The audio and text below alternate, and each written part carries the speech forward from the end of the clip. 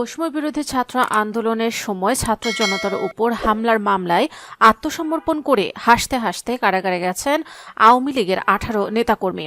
বেলা 11:30টার দিকে জেলা আওয়ামী লীগ ও তার অঙ্গ সহযোগী সংগঠনের 18 নেতাকর্মী আদালতে উপস্থিত হয়ে জামিন প্রার্থনা করলে বিজ্ঞ বিচারক হাদিউল জামান শুনানি শেষে জামিন নামঞ্জুর করে তাদের কারাগারে পাঠানোর নির্দেশ প্রদান করেন। এ সময় আদালত থেকে বের হয়ে কারাগারে যাওয়ার সময় আসামিদের বেশ হাসিখুশি দেখা যায়। তাদের মধ্যে কয়েকজনকে হাত উঁচিয়ে স্লোগানও দেন।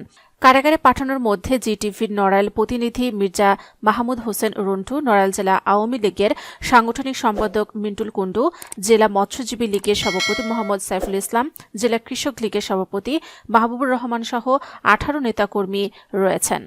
জজ কোর্টের অতিরিক্ত public prosecutor advocate Mohammad Hafizur Rahman বিষয়টি নিশ্চিত করেছেন। এর আগে গত 19 নভেম্বর আসামিরা হাইকোর্টে জামিনের আবেদন করলে তা মঞ্জুর করে আসামিদের 4 সপ্তাহের মধ্যে হুজুর আদালতে আত্মসমর্পণের নির্দেশ দেন।